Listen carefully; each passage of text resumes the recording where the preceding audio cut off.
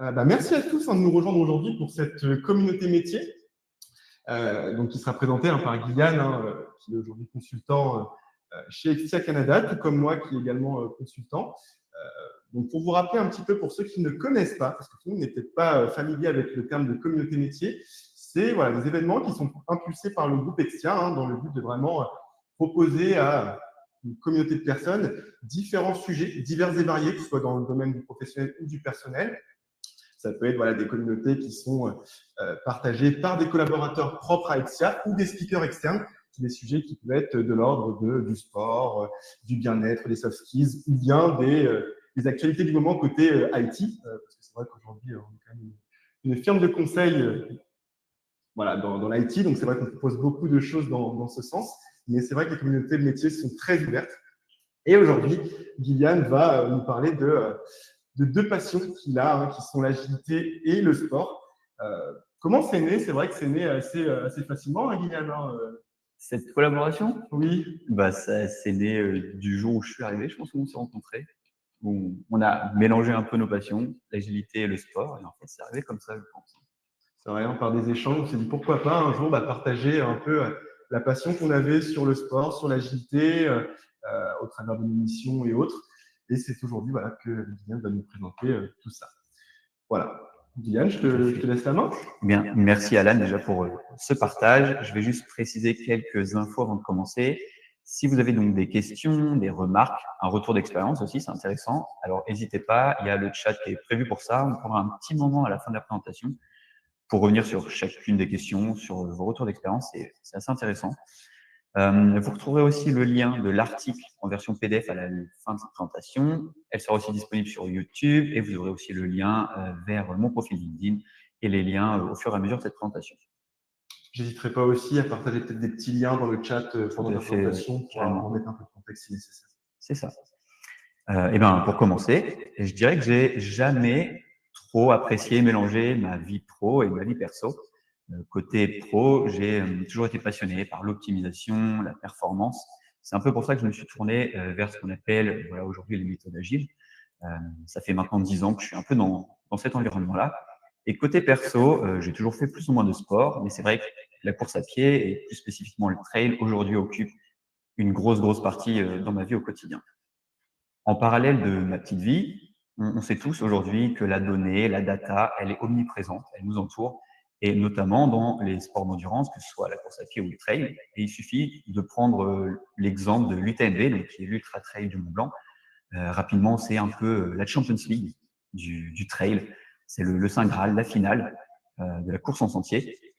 Et donc, si on prend les vainqueurs, par exemple, de cette année, donc qui sont Tom Evans chez les hommes et Rudd Croft chez les femmes, si on prend du recul et qu'on regarde derrière eux, on retrouve l'entreprise, par exemple, Enduro, qui est une entreprise donc, qui va proposer des programmes sportifs en utilisant donc, toute cette data orientée vers l'optimisation et la performance des athlètes. Et c'est un peu la face cachée derrière les performances aujourd'hui des athlètes comme Tom Evans et Rudd Croft.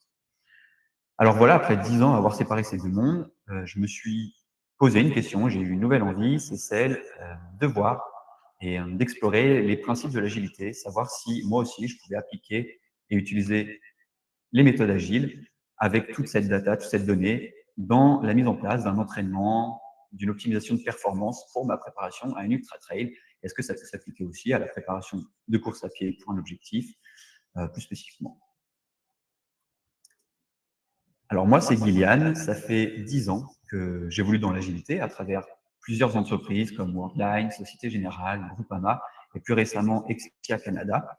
J'ai pu réaliser plusieurs certifications, donc la PSM 1, PSPO 1 et 2, qui sont des certifications plutôt orientées sur le framework Scrum, mais on y reviendra. J'ai aussi pu dispenser des cours, des formations dans les écoles d'ingénieurs comme le CESI en France, ou alors des masterclass pour les entreprises comme Neosoft. Côté perso, c'est assez récent. Ça fait 3 ans que la course à pied et le trail sont dans ma vie de façon intense.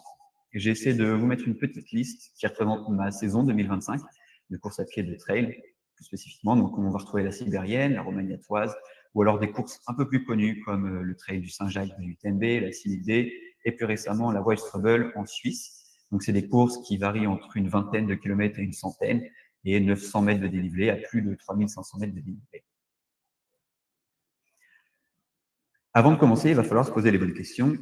Tout d'abord, qu'est-ce que c'est les méthodes agiles? Les méthodes agiles, rapidement, c'est une approche de gestion de projet axée sur la flexibilité, la collaboration et la livraison de valeur. Tout ça, c'est basé sur ce qu'on appelle le manifeste agile. Vous pourrez retrouver le lien dans le chat, par exemple. Le manifeste agile, c'est une page, un PDF, qui représente 4 valeurs et 12 principes. Et c'est axé sur l'adaptation, l'autonomie et la satisfaction. Parmi toutes ces approches de gestion de projet, les méthodes agiles, on va retrouver des cadres de travail ou des frameworks. Et les plus connus aujourd'hui vont être Scrum et Kanban. Maintenant qu'on sait ça, vous allez me demander le lien avec la course à pied, il est où? La première étape, que ce soit en trail ou en agilité, en gestion de projet, c'est de définir un objectif clair, la définition d'un produit du côté agile. Le produit, ici, c'est l'équivalent de votre objectif sportif. L'objectif sportif, ça va dépendre des individus, mais ça peut être un objectif de temps, un objectif de distance, par exemple, réaliser un semi-marathon ou même un marathon, ou alors un objectif de poids, atteindre un certain poids. Aujourd'hui, je vais tenter d'appliquer les principes de l'agilité et plus spécifiquement du cadre de travail Scrum, le framework Scrum, à ma préparation d'Ultra Trail. Quand on essaye d'appliquer le framework Scrum, il faut savoir qu'on a besoin d'une équipe. L'équipe, elle est composée d'un Product Owner, d'un Scrum Master et de l'équipe de dev. Le Product Owner, ici, transposé au trail, ça va être un coach sportif, un ami, par exemple, qui va vous faire des programmes, ou alors vous-même. Le Scrum Master, ce sera vous. Et l'équipe, les ou la personne qui va réaliser les tâches, ici les séances de sport, votre programme, ce sera vos jambes et votre tête. Une fois qu'on a notre équipe, une des premières étapes, ça va être la mise en place du backlog pour la planification. Le backlog, en résumé, qu'est-ce que c'est? C'est comme un gros sac à dos dans lequel on va retrouver une liste ordonnée des tâches, des réalisations, des fonctionnalités à faire, en partant du haut, avec les tâches les plus importantes, ce qui va avoir le plus de valeur, et en bas, on retrouvera des tâches qui restent encore un peu floues à définir. Transposé au trail, le backlog, ou le gros sac à dos, il va contenir vos séances d'entraînement, que ce soit l'endurance fondamentale, le fractionné, les sorties longues, ça peut être aussi les plans de nutrition, le suivi du matériel avec le kilométrage de vos chaussures, par exemple, ou encore les aspects mentaux qu'on a tendance à oublier, comme le stress, la pression, le repérage des courses, toutes ces choses-là. Mais comme on ne peut pas tout faire d'un coup, le framework Scrum préconise de réaliser des sprints. Les sprints, c'est des petites périodes de travail, des phases de travail spécifiques avec un objectif à la clé, qui peuvent durer entre 1 et 5 semaines, par exemple. Et chaque sprint aura un rôle clé. Par exemple, le sprint 1, ce sera un cycle d'endurance fondamentale. Le sprint 2, un bloc de montée en intensité. Sprint 3, une phase de récupération active, etc., etc. À la fin de chacun des sprints, on va passer ce qu'on appelle la rétrospective.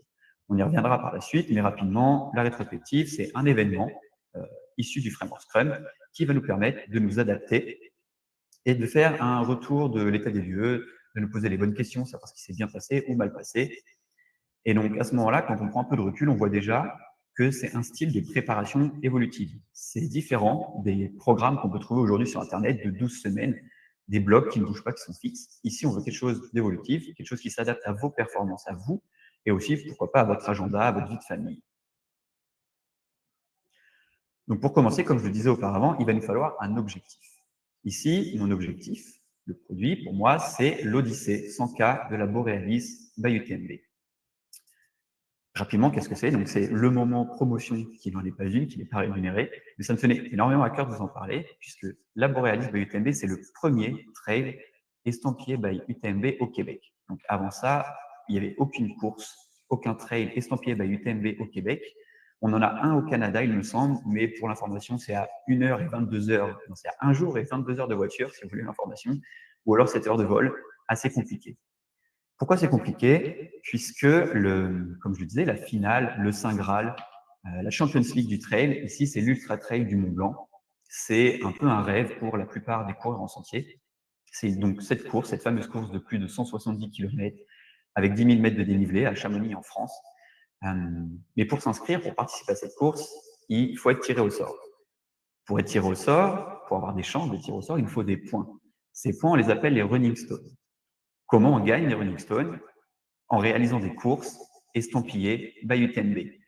Donc, si je n'ai pas de course UTMB, je n'ai pas de points et je n'ai aucune chance de tirer au sort. Ça rendait la tâche assez compliquée. Mais aujourd'hui, c'est différent, puisque la Borealis est arrivée donc en 2026, le 20 août, si je ne me trompe pas, pour la première édition.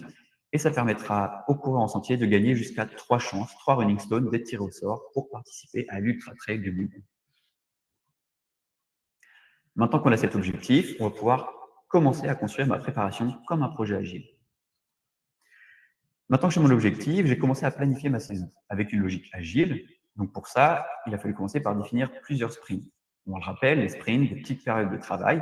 Et moi, j'ai choisi de faire des cycles de 4 semaines. Ça aurait pu être 2 semaines, ça aurait pu être 1 semaine, mais en fait, 4 semaines, ça s'adapte parfaitement à mon emploi du temps et à la date du 20 août. Et ce qu'on cherche ici, c'est à s'adapter.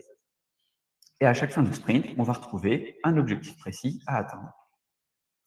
Ici, j'ai essayé de vous représenter une semaine sur mon sprint 1. Donc, mon sprint 1 qui en fait 4 normalement. Ici, vous avez ma première semaine. L'objectif de celui-ci, c'est de développer ma vitesse. Ça va être les premières bases, ça va me permettre de fixer un cadre. Et à la fin, comme je le disais, de chaque sprint, à la fin de la 4e semaine, on mettra en place une rétrospective qui peut prendre différentes formes. Ça peut être une sortie longue, ça peut être un moment d'introspection, ou alors moi, j'ai décidé de placer un semi-marathon. Le semi-marathon, il va me permettre de valider les progrès, de tester mes allures, de savoir ce qui s'est bien passé, mal passé, et de faire voilà, ce moment d'introspection. Comment ça va être réalisé? À chaque fin de séance, chaque fin de sprint, on récupère de la data, de la donnée avec tous les outils qui peuvent exister, et on va pouvoir analyser et justement voilà, se poser et réfléchir sur ce qu'on pourrait améliorer. C'est pour ça qu'on va avoir besoin donc, de ces fameux outils. Que ce soit en agilité ou en trail, il y a énormément d'outils qui existent. Côté agile, les outils ils ont un rôle essentiel. Ils vont nous permettre de structurer, de mesurer et de partager la progression. On va retrouver pour les plus connus Jira, Confluence ou Trello, par exemple, qui nous permettent de planifier, d'avoir l'avancement des projets en temps réel et qui vont mettre en place une transparence qui pourra derrière permettre aux équipes de s'adapter. Côté trail, ce que moi j'appelle le Jira du coureur aujourd'hui, peut-être que vous en connaissez certains, mais on va retrouver Strava, pour le plus connu, Campus, Renard. On aura aussi toutes les applications comme Santé chez Apple, Adidas Running, ou alors les applications de Nike, des choses comme ça. Toutes ces applications, tous ces outils vont nous permettre d'enregistrer les séances, de mesurer nos performances et de visualiser la charge de travail. C'est via cette donnée, cette data qu'on va pouvoir réaliser les rétrospectives par la suite. Et c'est très important, puisque ça va nous permettre à nous de décider où concentrer nos efforts par la suite. On va pouvoir se poser les bonnes questions. Est-ce qu'on a trop de charge, du coup, un risque de burn-out ou de blessure? Peut-être qu'il n'y a pas assez d'intensité, le sprint il est sous-exploité. Ou alors, est-ce que l'objectif est atteint? Dans ces cas-là, célébration, rétrospective en place, et on recommence pour les prochains sprints. Ici, qu'on coche une case sur Jira, une fonctionnalité, ou alors une séance sur Strava, l'intention reste la même, c'est toujours donner un sens à la progression, visualiser la donnée, repérer les tendances et valider le progrès. Les chiffres, la data, c'est bien, mais ça ne peut pas marcher sans le bon mindset. Pour que ça marche, il faut le bon état d'esprit. La réussite de la mise en place du framework Scrum à notre préparation, elle repose sur la discipline, la régularité et l'adaptation. Ce que ça veut dire en agilité, c'est maintenir la direction fixée sans perdre de vue l'objectif, tout en restant ouvert au changement. Et c'est exactement pareil en trail. Mettre en place une préparation de longue durée, ça demande de la rigueur, mais surtout l'intelligence de l'adapter quand le corps ou les conditions l'exigent. Au final, l'agilité et le trail, ils ont la même philosophie, c'est inspecter, s'adapter et progresser. Séance après séance, sprint après sprint, dans les réussites ou les échecs, c'est une opportunité d'apprentissage. Le plan parfait, il n'existe pas, c'est ce qu'il faut se dire. Et qu'on soit product owner ou spécialiste de l'ultra trail, la performance, elle naît de la persévérance plus que de la perfection. Maintenant qu'on a mis en place cette préparation avec le framework Scrum au quotidien, on peut essayer de prendre un peu plus de recul, de prendre de la hauteur et d'essayer d'utiliser d'autres méthodes agiles, d'autres gestions, d'autres façons de gérer les projets, d'autres frameworks et notamment le framework SAFe. SAFe pour Scale Agile Framework, on le résume souvent par l'agilité à l'échelle. Ça nous permet d'orchestrer plusieurs équipes, plusieurs sprints dans une même direction quand on parle du contexte de projet et de vie professionnelle. Mais en trail, c'est la même chose. Mettre en place donc, ce programme de longue durée, ce n'est pas juste un sprint isolé qu'on a pu voir auparavant, mais plutôt une succession de cycles alignés avec un objectif. Avec le framework SAFE, ma préparation, ma saison de trail, ça devient un PI, planning intervalle, qui sera composé de 4 sprints majeurs axés sur une thématique. Et chaque PI se conclut par une course intermédiaire. Et ça nous permet de garder le cap et aussi un ajustement et une progression continue. J'ai essayé, alors, c'est peut-être pas visible, mais j'ai essayé de vous représenter ici mon PI, mon planning intervalle. Donc, c'est un peu barbare, mais rapidement, on aperçoit les 4 sprints. Chaque sprint avec, du coup, un objectif. Donc, mon sprint 1, comme je vous l'ai expliqué auparavant, va être la vitesse. Le sprint 2, l'endurance, la technique, l'adaptation au dénivelé. On retrouve mes 4 semaines avec mes différentes séances. Et à chaque fin de sprint, chaque fin de semaine 4, on retrouve du coup mes objectifs. Donc là, on voit apparaître le semi-marathon. Pour le sprint 2, ce sera un trail ou un marathon pour tester l'endurance. Le sprint 3, on va essayer de trouver un trail ou des sentiers qui vont se rapprocher de mon objectif final qui est l'Odyssée de la Borealis. Et donc le sprint 4 se terminera par la Borealis by UTMB. Et au final, la Borealis by UTMB, c'est ce PI, c'est ce que je viens de vous présenter, c'est un objectif concret, mesurable, pour valider les apprentissages et ajuster la stratégie. Mais on peut prendre encore un peu plus de recul pour voir apparaître le projet de fond. Le projet de fond, pour moi, forcément, c'est l'Ultra Trail du Mont Blanc. C'est celui qui donne du sens à tous les incréments. Chaque PI, chaque planning intervalle va servir cette vision à long terme. Et l'agilité, au final, c'est un peu ça. C'est avancer étape par étape, garder le cap vers la montagne au loin, qui est donc le Mont Blanc. Et la clé ici, c'est pas d'aller vite, mais plutôt de rester aligné, adaptable, lucide, un PI à la fois. À la fin de chaque sprint, comme j'ai pu vous l'évoquer, on va mettre en place cette rétrospective pour nous permettre du coup de s'adapter, s'améliorer en continu, comme en agile. En agile ou en trail, la rétrospective, elle est ici pour se poser les bonnes questions. Qu'est-ce qui a bien fonctionné? Qu'est-ce qui doit être amélioré? Quel ajustement on peut mettre en place pour le prochain cycle, le prochain sprint? Et cette amélioration continue, elle est essentielle. Avec toutes les données, toute la data qu'on va obtenir via nos différentes séances, via nos différents outils, comme la fréquence cardiaque, l'allure, le dénivelé, la fatigue, la qualité du sommeil, etc., elle va nous permettre de nous poser, d'avoir un moment d'introspection et de se poser toutes ces questions. Est-ce que j'ai pris du plaisir à m'entraîner? Est-ce que j'ai respecté l'équilibre entre performance, récupération? Est-ce que mes séances restent aussi cohérentes avec mon objectif final? Puisque c'est ça aussi l'objectif qu'on veut avec un programme qui va s'adapter à notre vie. Cette adaptation, qui va être possible grâce à toutes ces données, elle va nous permettre un ajustement des volumes, de l'intensité, de l'alimentation. Elle nous permet aussi de ne jamais subir l'entraînement, c'est important, mais plutôt de le faire évoluer. Un peu comme ce qu'on dit en agilité, c'est un rythme de travail soutenable. C'est ce qu'on recherche ici. Prendre du recul et se dire aussi que l'échec, ce n'est pas une fin, mais plutôt un feedback. Et chaque rétrospective, au final, nous rapproche de mon objectif final.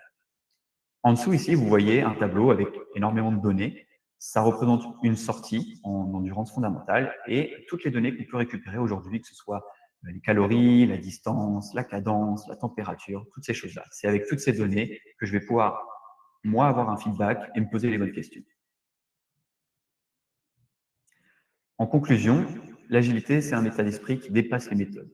Je me suis rendu compte, en prenant du recul et en réalisant mon article et cette présentation, ça dépasse le cadre professionnel. C'est une philosophie d'adaptation, c'est une manière d'aborder le défi, qu'il soit technique, personnel ou sportif, avec curiosité et une ouverture au changement. Sur les sentiers ou en réunion, il y a tout le temps des imprévus, que ce soit la météo, la fatigue, la douleur et plein d'autres. Et c'est là où l'esprit agile, en fait, prend tout son sens. Ça va nous permettre de nous ajuster, de revoir nos priorités, avancer pas à pas et tirer des leçons de chaque itération, de chaque sprint, chaque PI. Et l'important, c'est pas d'atteindre la ligne d'arrivée au final, mais plutôt de progresser de manière consciente, durable, vers une meilleure version de nous-mêmes. Pour finir, je dirais que finalement, être agile, c'est accepter que la perfection, elle n'existe pas, mais que l'amélioration continue, elle est infinie. Et merci de votre attention, d'avoir participé à cette présentation. J'entends applaudir d'ici, dans le bureau. Je ne sais pas si on a des questions, Alan. Eh ben déjà, merci beaucoup, Guyane, pour cette belle présentation. C'est vrai qu'on voit vraiment ta passion pour l'agilité et au travers également du coup, le sport qui te drive aujourd'hui et encore au Canada. Et c'est vrai qu'on te souhaite plein de bonnes choses aussi pour les prochaines courses. Parce que, il va faire froid cet hiver, mais je sais déjà qu'il y a des courses de prévues. Je pourrais vous en parler aussi, mais c'est vrai que tu ne vas pas lâcher, et ça, c'est hyper cool. Pour les questions, donc n'hésitez pas, hein, comme je disais tout à l'heure dans le chat, il y a un onglet qui est dédié pour récolter toutes les questions, et on essaiera de vous y répondre. Hein. Guylaine va essayer de vous y répondre au plus près, que ce soit autour de l'agilité uniquement, autour du sport, voire sur les deux, hein, voilà, sur quelque chose qui traverse les deux passions. On a une première question, Guylaine, de Nicolas, qui dit que potentiellement sur la slide 17, si tu veux, on peut peut-être y revenir. Il se demandait quelles sont les mesures qui vont permettre de savoir si on est sur un régime, si on est en sur-régime, pardon, ou au contraire en deçà de l'objectif. Alors, merci Nicolas pour cette question. Il va y avoir plusieurs facteurs, mais je pense que le plus important, déjà, un des premiers facteurs qui va être énormément important, c'est le ressenti. Il faut savoir s'écouter. Il y a plusieurs façons de faire ça. Soit, de base, vous vous connaissez déjà bien, soit on peut mettre en place certaines façons de faire. Je sais que moi, pour ma part, j'ai arrêté la caféine. Ça ne marchera pas pour tout le monde. Mais par exemple, arrêter la caféine, ça permet de se reconnecter, on va dire, avec son corps et de pas avoir de sensation, je sais pas, de boost ou des choses comme ça. Et on ressent plus la douleur ou la fatigue, les choses comme ça. Donc, premièrement, le ressenti. Et ensuite, on a énormément aujourd'hui d'outils, comme les montres connectées, ça peut être les ceintures cardiaques, les choses comme ça. Donc, forcément, il va falloir avoir des outils comme ça pour faire ce qu'on appelle du quantified self et avoir énormément de données sur nous. Et on peut s'en rendre compte par la VFC nocturne, par exemple. C'est des critères comme ça qu'on va avoir dans différentes applications. Et donc, encore une fois, c'est des chiffres, c'est de la donnée, il faut prendre des pincettes. Mais grâce à toutes ces données, toute cette data, on peut savoir si on est en surcharge ou non. J'espère que ça répond à ta question. Hyper intéressant. On a une seconde question dans l'onglet de Flavien, qui du coup se pose une question que tout le monde se pose. Hein. Avec les 6 mois d'hiver au Canada, pas trop dur de s'entraîner pour ce type de course? Alors, c'est différent, totalement. Il faut savoir que les grosses chaleurs ou alors les températures négatives, ça change totalement la donne. Par exemple, une température négative, il faut savoir que le corps va avoir plus de mal à irriguer le sang dans les extrémités, donc que ce soit les doigts ou les pieds. Donc déjà, il faut énormément se couvrir, faire attention à ça. Le cœur, il va être vachement plus sollicité. Ce que fait le froid aussi, c'est qu'il va ralentir les battements du cœur. Donc faire attention aussi à ça, ne pas se dire que je peux courir un sprint, mon cœur est à 130, tout va bien. Il faut faire attention à ça, il faut le savoir. C'est totalement différent, mais pour ma part, ce que j'ai décidé de faire, c'est de modifier, d'adapter au final mon programme sur des courses d'ici. Donc, par exemple, forcément, l'Ultra Trail de Jack Rabbit qui arrive le 20 février, qui va être une course au Val-David, ici au Québec, sous moins 20 degrés, sous la neige. Et en fait, ça me permet d'avoir un objectif et de savoir pourquoi, en fait, tous les soirs, je vais courir sous la neige. Ça motive, mais effectivement, c'est totalement différent. C'est plus dur, il faut avoir cette discipline, cette régularité, c'est important. C'est le bon mindset, le fameux. Moins 20 degrés et dire que tu voulais m'embarquer là-dedans. Il reste des places, n'hésitez pas, on peut envoyer le petit lien des inscriptions. Bon, c'est cool. Merci Guylaine pour cette réponse. J'espère que ça répond à ta question, Flavien. Tu parlais tout à l'heure du fait que tu avais des objectifs, on va dire, à moyen long terme. Et tu parlais de la Borealis, qui est une nouvelle course impulsée par l'UTMB. Donc, j'avais cette question à te poser. Est-ce que tu comptes t'y inscrire? Est-ce que tu as déjà un plan, on va dire, pour ta préparation? Est-ce que tu as déjà défini tes sprints, voire ton PI planning, on va dire, ou ton PI? Comment tu te vois par rapport à cette course qui sera la première édition au Québec? Exactement. Alors, j'ai déjà mon billet, je suis déjà inscrit. Il faut savoir qu'aujourd'hui, il y a un peu, je ne sais pas si c'est une mode, mais il y a un engouement énorme pour la course à pied ou le trail, donc il faut s'y prendre assez vite. Donc, le billet est pris, le rendez-vous est noté. J'ai préparé effectivement du coup mes différents PI. Donc, chaque sprint est vraiment orienté vers cet objectif. Donc, mes premiers sprints sont, comme je le disais, un cadre, un premier cadre, une idée. Donc, la vitesse, c'est vraiment préparation pour cette Borealis. Donc, tout ce que je vous ai présenté, c'est vraiment pas c'est pas inventé, c'est vraiment ce que je réalise et ce que je fais pour arriver à cet objectif. Donc, effectivement, d'abord développer donc, la vitesse, m'adapter au froid. Donc, ça, j'ai un bloc exprès pour ça où il va falloir que je parte faire des séances après 20 heures ou alors très tôt le matin. C'est moins rigolo, mais il faut le faire. L'Ultra Trail, forcément, de Jack Rabbit, qui va m'entraîner au froid et va m'entraîner aussi et me muscler donc les jambes dans la neige, tout ça. Donc, ça va me permettre d'avoir une autre foulée. Ça va être assez important. Mais effectivement, du coup, tous mes blocs sont prêts et plus je vais me rapprocher de cet objectif, plus mes sprints vont être orientés à ces sentiers-là, au dénivelé qui m'attend. Donc, ouais, effectivement, j'ai un peu hâte, mais tout est prêt. Cool. En tout cas, moi, je te souhaite beaucoup de réussite. Et de toute façon, il n'y aura, merci.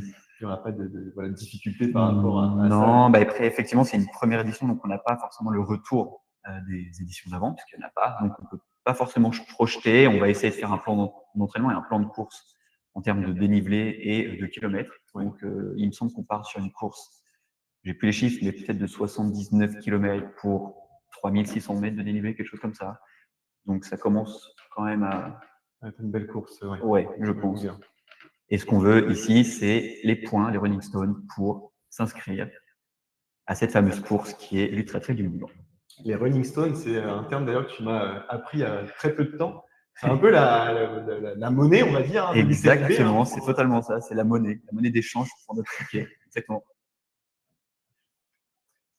Super, bah c'est vraiment hyper intéressant de savoir qu'en plus, tu as des objectifs vraiment sur des grosses courses et sur des terrains que tu ne connais pas forcément. Déjà avec le froid, mais aussi au Québec, sachant qu'il y a des endroits qui sont plus ou moins plats et où d'autres sont plutôt avec du dénivelé.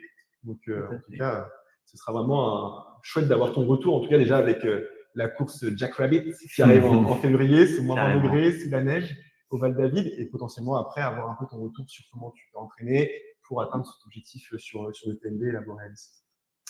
On a une question de Yacine qui propose alors le workflow Scrum et même l'agilité en elle-même peut être mise en place dans n'importe quel type de structure, entre parenthèses entreprise, association, institution, ou est-ce vraiment spécifique aux entreprises?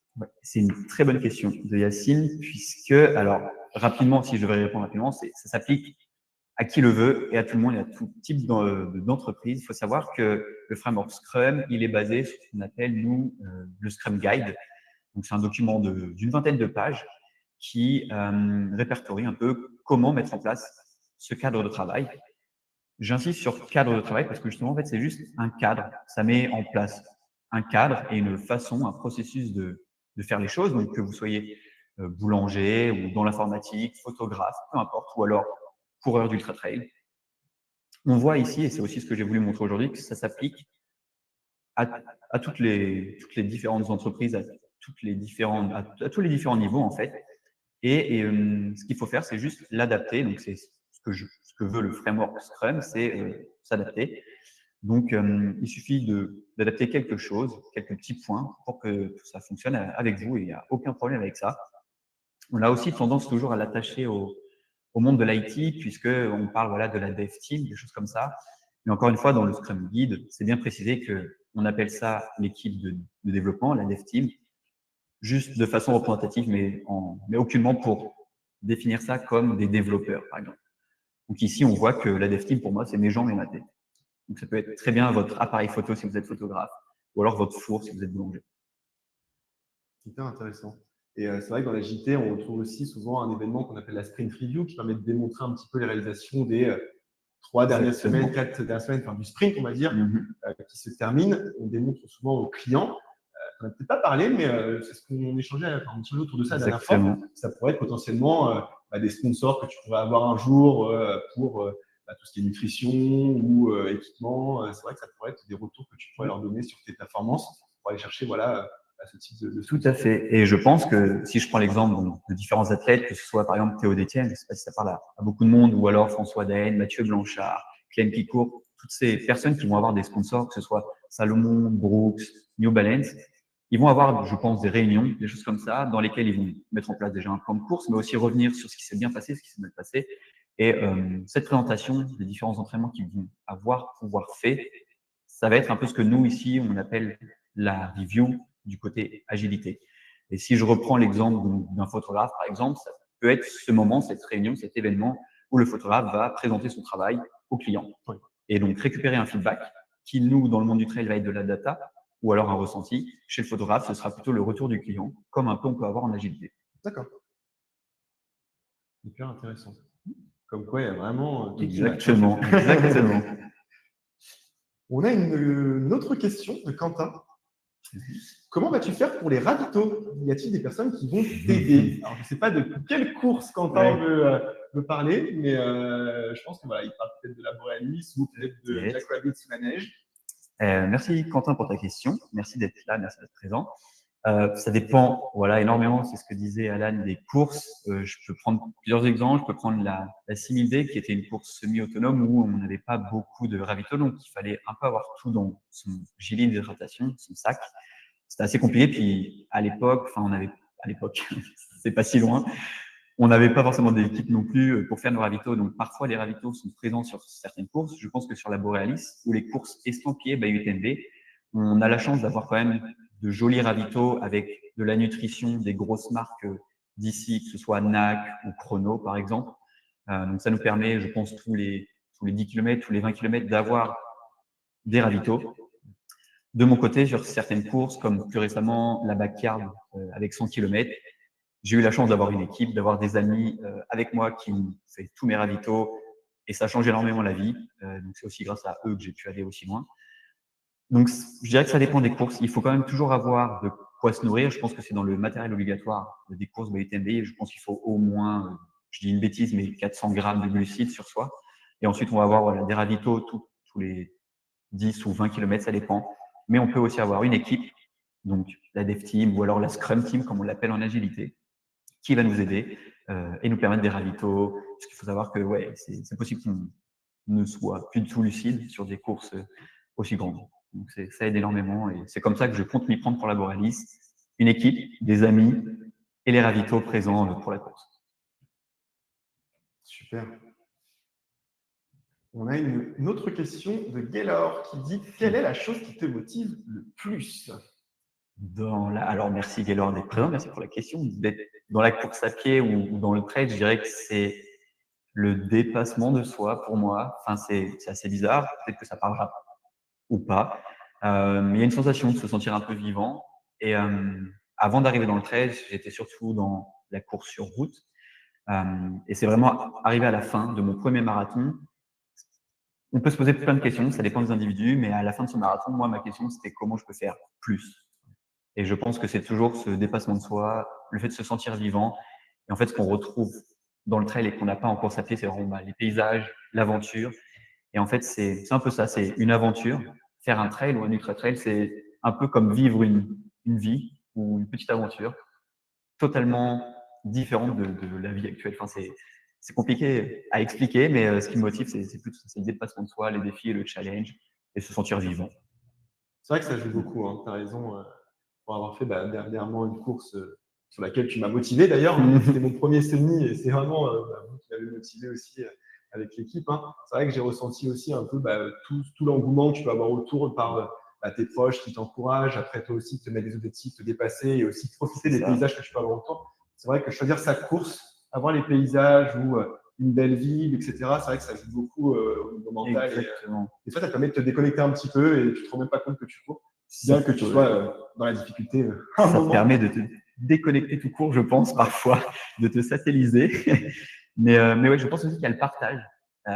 C'est des événements qui nous permettent de vraiment partager, que ce soit un événement sportif ou autre, partager ça entre amis. Et c'est un peu ce qu'on appelle, nous, l'esprit trail. C'est vraiment une petite famille, des gens qui se retrouvent et on sait tous pourquoi on est là. Ouais. Et ça rapproche. C'est un peu avoir un plan de route dans ta vie. Et je trouve que ça permet d'avoir un cadre et ça permet tout ça. D'ailleurs, ça fait une bonne transition avec ce que tu disais tout à l'heure. On a une question qui va arriver de la part de Johan. Tout à l'heure, tu parlais un petit peu de, quand tu fais une course, tu te poses déjà la question à la fin de ce que tu vas faire après. De quels objectifs tu vas te fixer pour la suite. C'est un peu ta rétrospective de ton semi, de ton trail sur 50 km ou je ne sais quelle autre course. Et je sais que tu te positionnes déjà sur tes objectifs futurs. Et c'est la question qu'Johan va te poser. C'était vraiment de se dire, si tu arrives à faire la course, la Borealis de l'UTMB, est-ce que déjà, tu as déjà en tête un autre objectif derrière? Ouais. Donc là, on est plutôt sur du long terme, parce que Ouais, carrément. ce sera après août prochain. Mais est-ce que tu as déjà quelque chose dans la visibilité? Alors, carrément. Déjà, il faut savoir qu'avant d'arriver à la Borealis, on peut mettre en place, enfin, on peut, ça dépend des gens, mais des projets off, ce qu'on appelle des projets off. Donc, ça déjà, j'en ai plusieurs à réaliser ici sur Montréal. J'en parlerai quand ça arrivera, mais on a des projets off qui sont assez cool à faire. Et donc, après cette Borealis, comme je le disais un peu auparavant, on a ce projet de fond derrière qui va être du coup le fameux Ultra Trail du Mont Blanc. Cette course de 174 km, 9900 dénivelés, donc c'est impressionnant. Mais autour de cette course, donc, dans ce qu'on va appeler les finales, qui se passent aussi à Chamonix, on va retrouver la CCC, la OCC, donc tout ça, c'est des courses d'une cinquantaine à une centaine de kilomètres qui sont à Chamonix, qui sont assez connues. Ça me motive aussi.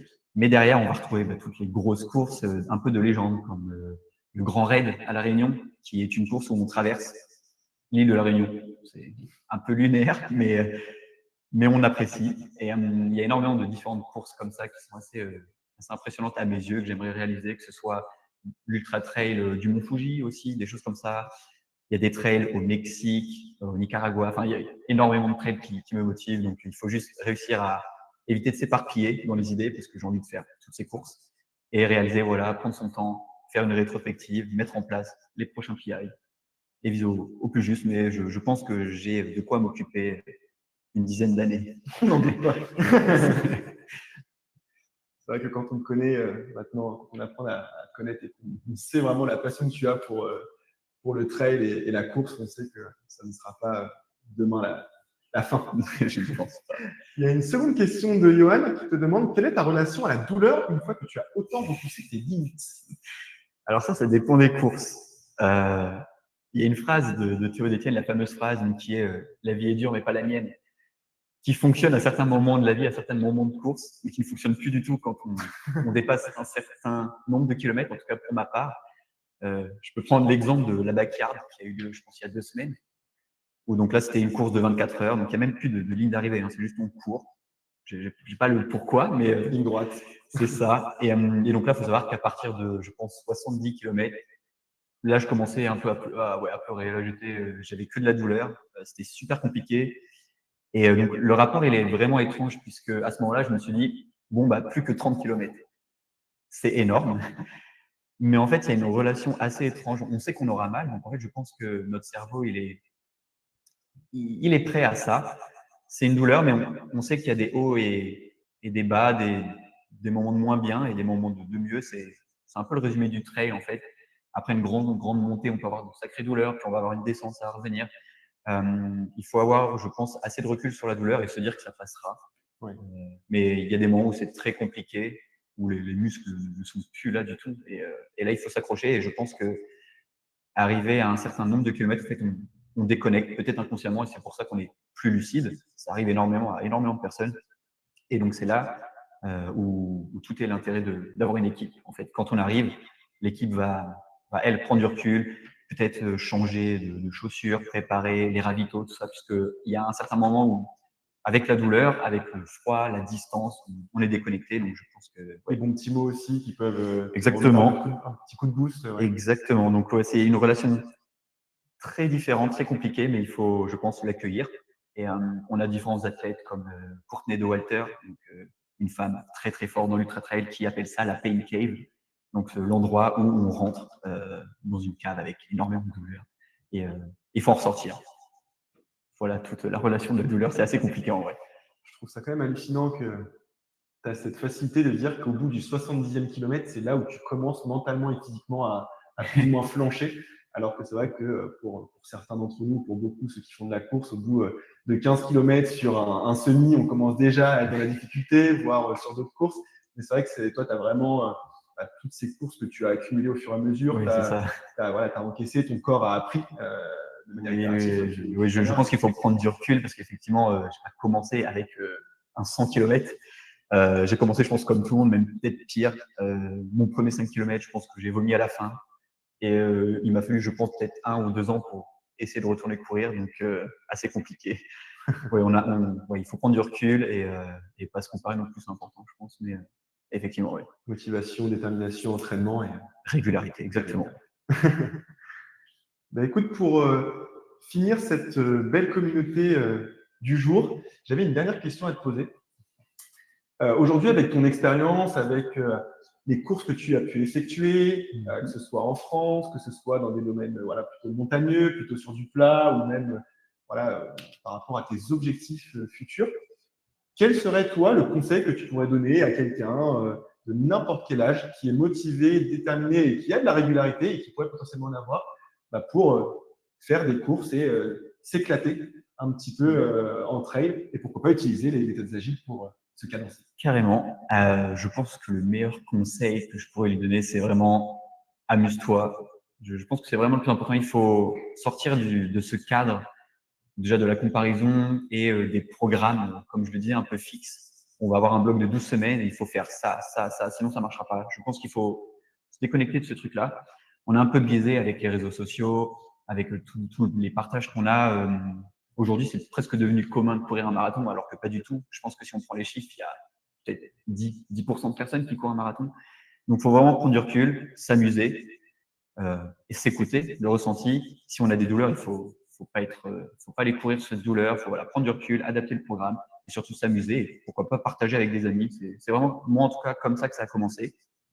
Je ne sais pas si elle est présente, mais tout a commencé grâce à Léo, donc un ami à moi. Et je pense que sans lui, je ne serais pas arrivé jusqu'ici. Donc, je pense que c'est le partage et voilà, ouais, s'amuser.